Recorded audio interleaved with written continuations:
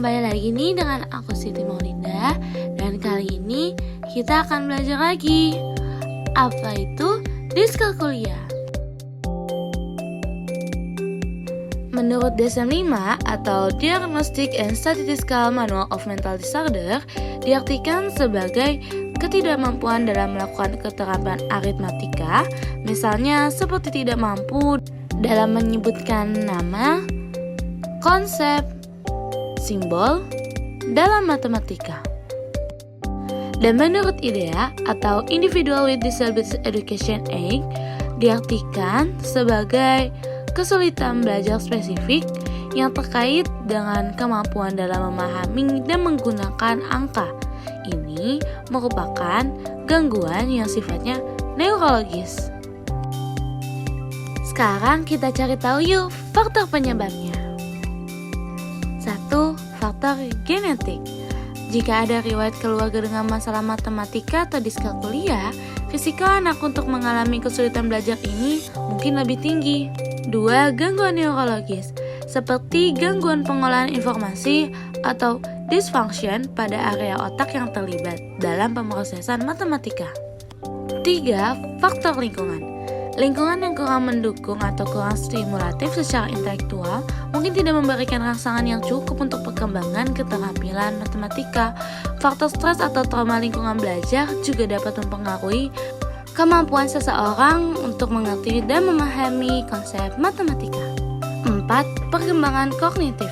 Beberapa individu mungkin mengalami perkembangan kognitif yang berbeda, termasuk dalam pengenalan dan pemahaman konsep matematika. Pada beberapa kasus, perkembangan ini mungkin tidak sesuai dengan perkembangan kognitif umum di bidang lainnya. 5. Gangguan komorbid. Diskalkulia seringkali terjadi bersamaan dengan gangguan belajar lainnya, seperti disleksia dengan ADHD. Berikutnya, yuk kita cari tahu klasifikasi anak dengan diskalkulia. 1. Diskalkulia kuantitatif. Ada kesulitan keterampilan menghitung dan mengkalkulasi. 2. Diskalkulia kualitatif. Ada kesulitan memahami keterampilan dalam bentuk operasi yang mengkaitkan dengan pertambahan, pengurangan, perkalian, pembagian, dan akar kuadrat. 3. Diskalkulia intermediate, yaitu ketidakmampuan anak untuk memahami pengoperasi simbol atau bilangan, terutama pada beberapa simbol atau jumlah lebih besar dari 100 juta.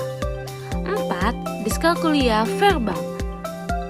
Anak mampu membaca dan menulis bilangan, tetapi tidak dapat memahami makna dari bilangan, mengingat nama bilangan, atau mengenali bilangan ketika diucapkan oleh orang lain.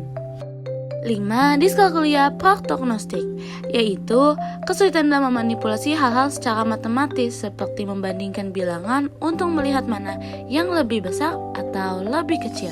Dan adanya kesulitan bekerja dengan kuantitas, volume, atau persamaan yang sebenarnya secara praktis. 6.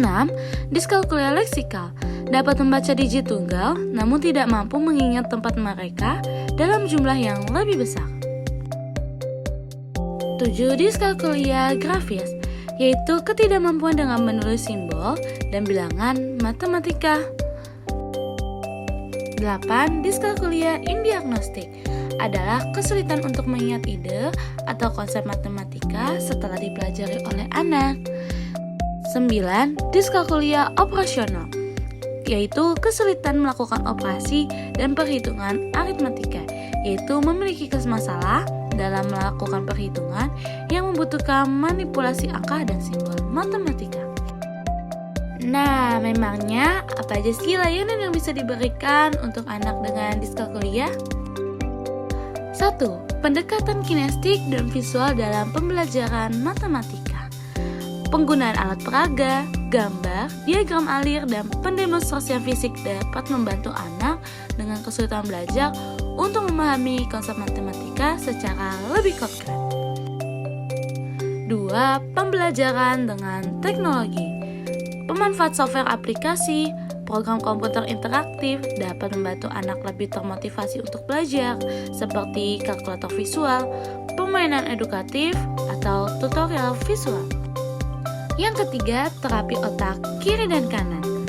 Simulasi ini pada otak kiri dan kanan dapat meningkatkan keterampilan spasial, logika, dan penyelesaian masalah matematika. Sekian penjelasan tentang anak dengan diskalkulia. Saya Siti Maulida, mahasiswi pendidikan khusus Universitas Negeri Jakarta, pamit undur diri. Terima kasih.